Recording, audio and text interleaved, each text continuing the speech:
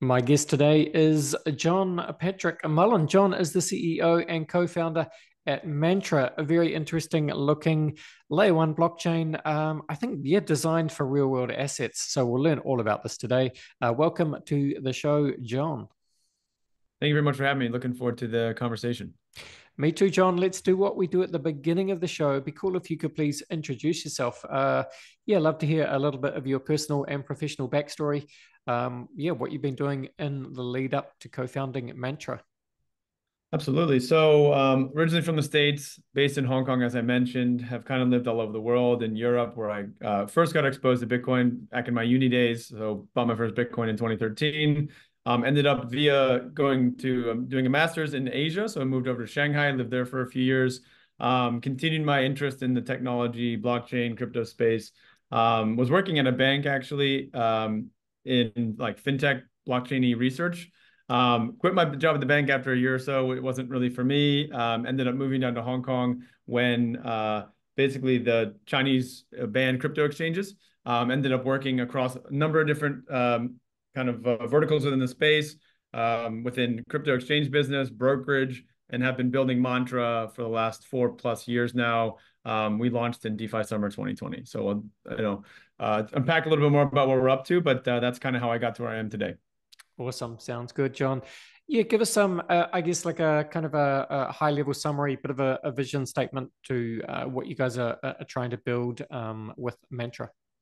Sure. So as you mentioned, Mantra is a layer one blockchain built on the Cosmos SDK for asset tokenization and RWAs. We subscribe to the app chain thesis. We are both building the protocol as well as the application layer. And our idea is to effectively bring the financial ecosystem on chain. That is our vision. And what does that mean? And maybe I'll give an example. We want to basically make it a one-click experience from a wallet or from a phone or even from your desktop to be able to seamlessly transact across your on-chain and your off-chain world. Whether that's a crypto wallet and crypto assets, whether that's fiat money, securities, real estate, or other types of investment products, this should all be accessible in your palm of your hand at any point in time, 24/7, living on chain. So we believe that on chain is the new online, and we hope to be a big part of bringing that into reality.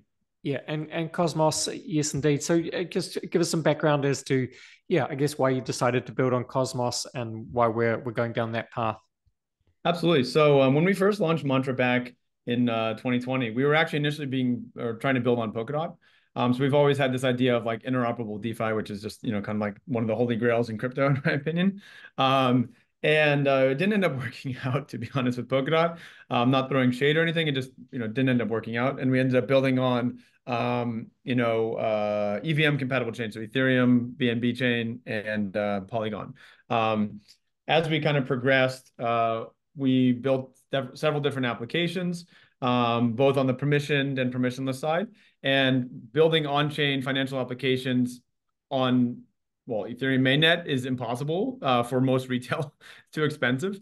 And we believe that layer twos with bridging is very complex for the average user. So if you're really targeting a mass user base, you need to abstract away a lot of that complexity of bridging, of wallets, of these type of things.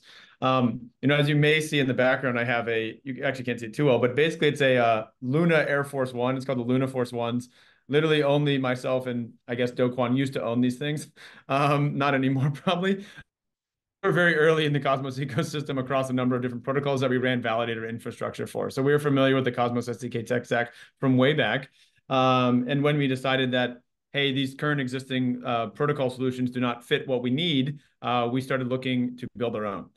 So again, that app chain thesis really fits for us. We're building this on-chain, exchange application, but with a customized, purpose-built blockchain solution that is public, permissionless, and open to anyone to build on, but supports our permissioned use case.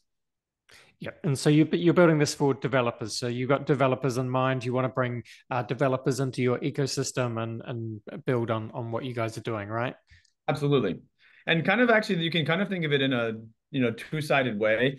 We're building it both for like Web3 native developers or crypto native developers who don't want to have to think about a lot of the compliance requirements of building something on chain, whether that's identity management, token management and control, permissioning and compliance requirements. So that's one side of it. We have like out-of-the-box solutions for that, basically. On the flip side, you have the Web 2 developers who have no clue about the Web 3 stuff that we also support by basically, again, taking away the blockchain complexity and having them be able to make simple SDK kind of bolt-on toolkits that they can utilize within their kind of more Web 2 developer toolkit, essentially. So that's kind of, we take it in both ways. And that's how we are able to target actually like both the permissionless and more DeFi native side of things or crypto native side of things, as well as like institutions on the sell side or asset originators who frankly have no clue about the crypto stuff or the blockchain stuff. Got it. Got it. So we talked about RWA, real world assets, the tokenization of such. Certainly, like I guess one of the key narratives of this cycle.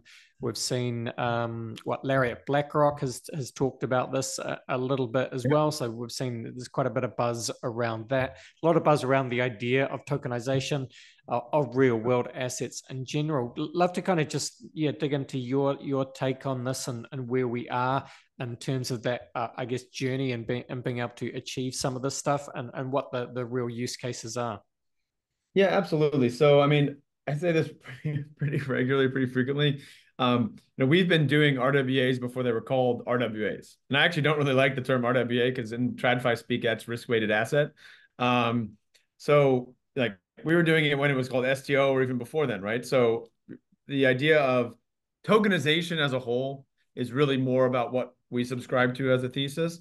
That could be the tokenization of anything. I don't think that not everything should be tokenized, but everything could be tokenized. Just because you can create a token of something doesn't mean you have the real world complexities figured out. Frankly, creating the token nowadays is easy. Like if you're coming into the market now and you want to create a tokenization platform, good luck, because that's not going to cut it anymore. You need to have the real world stuff figured out that's both a technical like bridge between the real world, interactions with regulatory bodies, governmental agencies, banks, brokerages, et cetera, as well as the licensing capabilities to be able to support this type of thing.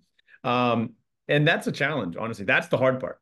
That takes time, that takes money, resources, patience, et cetera. I say it also regularly, like you can't fork a license. In DeFi, you can fork code at anything that's open source, you can fork. But in our world, you can't fork this license because I'll tell you, we've been working on these things for years and we're still not at the finish line in many cases, right? It's an ongoing conversation. You have to spend a lot of time with the regulators. You got to spend a lot of time understanding what are their concerns, what are their pain points. And I think those are some of the things that are challenging with this, but actually also quite rewarding. In the end of the day, it makes the job very interesting. There's always a new challenge, whether it's regulatorily speaking, technically speaking, just business strategy speaking. It's a fast moving market. And I will say, I'm very happy that Sir Larry is speaking highly of asset tokenization and has effectively made it, legitimized it, honestly. And it's a really good thing because, the tokenization or the kind of like on-chainization, that's not really a word, of financial assets that we want to bring about is going to be led and brought about by, mind share from the real world and from TradFi. And that's a really important thing that it's starting to happen. And he's going to continue to get up on stage and talk positively about it. I do share the JPM namesake, but our friends at JPM are not, some of them, maybe not Jamie, are not necessarily the most bullish on some of these things. But I'm glad that Larry is. Yeah, well, I mean, and since Larry has come out and talked about this, tokenization thesis and how bullish he is on this, have you noticed a difference in terms of, I don't know, like just different developer activity and things like that on your own chain? Yes and no. So I think it certainly helps that the Bitcoin ETF has been approved. Everyone knows it. That is like the most legit. I mean, it's kind of against the Bitcoin ethos to a degree, but at the same time, it has effectively legitimized it forever in the eyes of, the traditional financial world. Talking about tokenization from, one of the biggest asset managers in the world certainly helps as well. But from our perspective and where we're sitting, because, we're looking through a lens that's not necessarily as US centric when it comes to mantra. We're doing a lot of stuff in the UAE, a lot of things in Hong Kong. That's where I'm based. It's just a different, dynamic. And actually, one of the biggest supports that we have is, particularly in the Middle East, is our largest investor, shareholder, and partner is a very large, Web2 VC that's backed by, I think 10 different sovereign wealth funds, including Mubadala, ADQ and Abu Dhabi, Saudi PIF, Korea KVIC, et cetera. So like actually in the region, that gives us more real world credibility. And when you get a door open from them, you instantly have a conversation that is like, great. I want to talk to you. And we have become real world legitimized. We're not just a crypto project. We're not just some, tech crypto bro, whatever. We have, we can speak the regulatory speak, but I can also speak the degen speak. And I think that's an important part of what we're doing. But it comes from spending times in both worlds. Yeah, it's just a challenge though, isn't it? Because you talked about that, how I guess the tokenization is the easy part, right? The hardest part is the regulations, because there's just no one kind of global set of standards. There's no level playing field that everyone can operate in, which makes it it's quite a confusing puzzle piece or landscape at the moment, right? For sure. I mean, it takes a lot of time and effort, and just frankly, almost obsession to be on top of this stuff all the time. I mean, I would say without a doubt, I am obsessed with this stuff, which is probably good considering I'm founder of a project building in this space. I should be. I should be obsessed with the problem I'm solving. But it does take a lot of time, honestly, getting on planes and talking to regulators all over the world. And we've spent time in the US working with the US regulators. We've spent time in Europe. We've spent time in the Middle East. We've spent time in Asia, and understanding the rules and how things work and what fits with our model, educating them along the way. And frankly, having a lot of patience. You need to be patient. And the thing is, sovereign governments, regulators, big institutions in many cases can be there longer than you can remain solvent in many cases. So you need to find a way that your business model also allows you to wait and have, be there when the time is right. And, this has been a journey for us, or me personally, of 7+ years of like trying to solve how do we create a one-stop shop for trading all these different types of assets, whether that's, they're not called RWAs or whatever, but that would be, crypto assets, security tokens, real estate tokens, treasuries, whatever it may be. How do we trade it all in one place, easily, seamlessly, giving global access, global liquidity? Like that's the holy grail for me. But it takes a lot of time. I mean, I see this as a 10-year journey from now, and I've already been doing it for 7.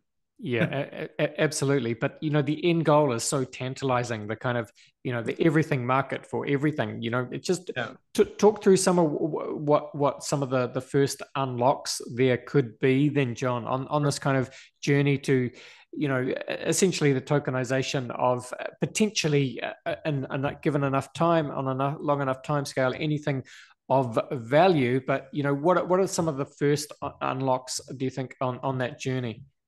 Yeah, I mean, that's a great question. I actually don't know. But I will preface that with some examples, and I will preface that with a couple forward-looking statements, I think. And the reason I don't really know is because our objective is not necessarily to know what is the next asset that's best. When I look at Mantra, we are a blockchain and we're an exchange. So we want to basically own the underlying infrastructure for tokenization. We also want to be a distribution point, but we're not going to be the only distribution point. We're not going to be the only DApp that does this. So frankly, whether it's real estate tokens, whether it's, VCP, LP interest, whether it's collectibles, art, treasuries, whatever, I don't care. If people want to either speculate on it, get yield from it, trade it, whatever, lend, borrow it, I'm happy if it's on my exchange as long as it's regulated, compliant, and it's safe, right? That's how I look at the world from an asset perspective. Some of the things that we're seeing more is I think regionally specific, and a lot of it is also about like who are the people who want to take the first go at this kind of thing. What are the regulators comfortable with? What is easy low-hanging fruit, and how do you kind of put this all? And then what is also like the technical capabilities of some of this stuff too? Because when you're talking about real world assets and whatnot, you also have to figure, or in liquids, you have to figure out how do you value these things in a fair way, and how do you make sure that they have liquidity. So there's still a lot of problems to solve to actually, get to the end of the game here. Some of the things that we're seeing a lot just based off of where we're at is real estate. But this isn't like tokenizing, excuse my language, shitty apartments. This is tokenizing really high-end real estate, where effectively the use case right now in the UAE would not be like owning it entirely or even fractionalizing it per se, but rather getting exposure to the yield for developing the asset itself, right? That's a first step. Another step could be, okay, I'm buying a token that gives me rental yield of this asset. But when it comes to tokenization of real estate in the UAE particularly, like actually owning the title deed is still a real world process. And until you bring that process on chain, which is not happening today, because literally you might own the token, but they still would say, okay, well, here it says on paper, this is someone else's name, and I don't give a rat's ass what your token says. This is what this paper says, right? So until you can marry those processes by working with governmental agencies, by working with the people who are, basically creating the regulatory frameworks, a token is just a token. So there's a lot of different things that we need to solve still. But there's still ways to get exposure. There's still ways to improve on the process, and go there bit by bit.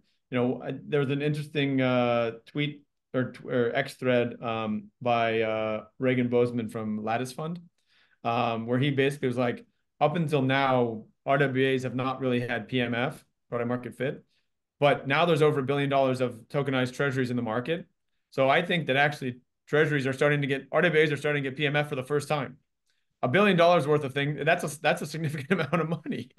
I actually think it's more on I think institutions have more tokenization PMF than retail does today because regulatory concerns and whatnot, but we're getting there, again, bit by bit. And part of the reason we have almost like this dual strategy of chain and very, developer centric and, kind of crypto native approach versus the application, which is obviously like distribution and regulatory focus, et cetera, is because one is very long-term, long tail, whereas the other one can be a little bit more cyclical, following and tracking the markets. And it allows us to, again, match the business model to allow us to survive while this journey of RWAs and tokenization, unfurls. Yes, indeed. Very well said. Thank you, John. Look, just as we start to finish off this part of the podcast, just to bring it back to Mantra, make the case for why developers should come and look at what you guys are doing and potentially dive in and get involved. Absolutely. So, I mean, honestly speaking, I think one of the best and interesting things that we can offer. I mean, we want to do everything that a layer one blockchain can do: grants programs, funding programs, incubation, et cetera. But I think what really sets us apart is our ability to bring that real world support that you're going to need if you want to be building in the RWA space, as well as that real world understanding of how this works. Going back to the idea of having licensing capabilities, understanding the viewpoints of regulators, having those relationships. If you're just coming and starting up a company that wants to now be an RWA project, you're at the back of the queue of the regulatory line. We're at the front, right? And if you're talking about other L1s, no shade at all here, by the way. Good friends with some of the team at Avalanche and other ones that are looking at this. They're general purpose blockchains. And they have massive teams that are supporting all different types of use cases. We are looking at RWAs and asset tokenization specifically. So we are clearly focused on one thing. It may be a niche, although it's kind of funny because that niche is massive. But with that, we are heavily focused on that one thing. We're heavily focused on the regulatory support that we can bring, regulatory understanding. And I think that, along with all the other stuff, sets us apart. And frankly speaking, I want to also, I don't know if crypto founders at a chain level really talk about this that much, but I want to build a culture for the chain, a culture for the community, a culture that is really supportive and friendly and something that's attractive for people to come in and want to work in. And that's really, really important. I don't think we talk about that a lot in startups about building culture. We don't talk about that as much in crypto. Yeah, that's a good point, actually. And just for people that want to dive in, what's the best place for people to go, John? Absolutely. So, check us out on X. That's probably our main informational sharing social media. But you can get into our Telegram, our Discord. We're very active. I'm very active on X. I'm very active on Telegram. Quite accessible. You can reach out and get in touch with me even directly. I'll do my best to respond as much as possible. It's becoming harder and harder, I must say. But doing my best, and we're very accessible. So come check us out. We're happy to share more information in any of those channels. Awesome. I think what we do now then, John, is we go to a very quick break, and then we'll come back, we'll finish off, we'll have some fun, we'll run you through the very famous crypto conversation hot take round. Back in 1 second. And boom, we are back. And with John, Patrick Mullin. John is the CEO and co-founder at Mantra. Layer 1 blockchain, for the RWA, real-world assets. Fascinating stuff. John, I like to finish each podcast with a quick round of rapid-fire crypto conversation hot takes. Are you up for it? Let's do it. Let's do it, John. Just going to run some questions at you. Just want, kind of honest answers, hot take style. Question 1 for you. Where would you say that you sit on the Bitcoin maximalist to multi-chain opportunist spectrum? Oh, highly, highly, highly multi-chain. So I am anti-maxi for everything. I mean, we believe in an interoperable space. I love a lot of different blockchains. I like Bitcoin. I like Ethereum. I like Solana. I like Cosmos. I just like a lot of stuff. So, definitely not a maxi. No surprise there for someone coming from Cosmos. What would you say then, John, is your firmest conviction crypto opinion? Ooh, that's a great question. 99%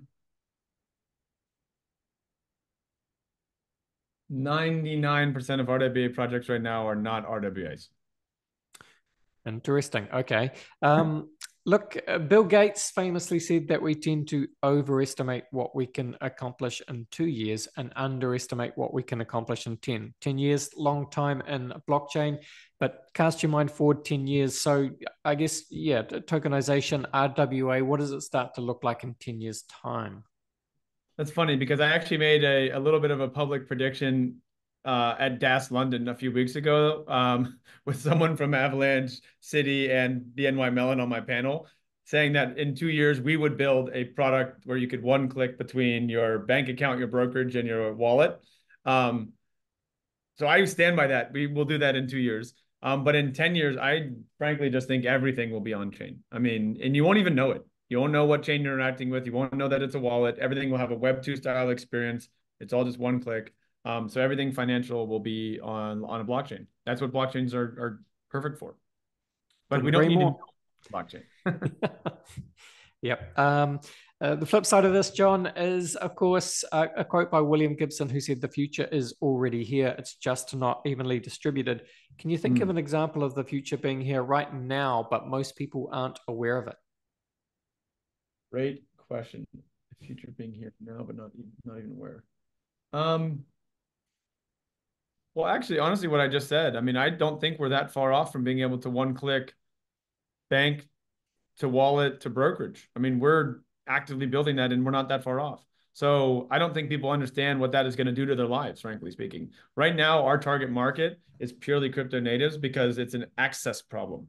But we're frankly solving a global distribution problem and a regulatory problem when we get further along, right? So crypto natives, don't really, it's challenging for them to get exposure to other types of products if they're, all on chain.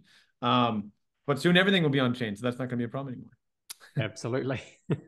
And it brings us to our final question, which is, what is your favorite science fiction book, film, or TV show? Oh, Star Wars.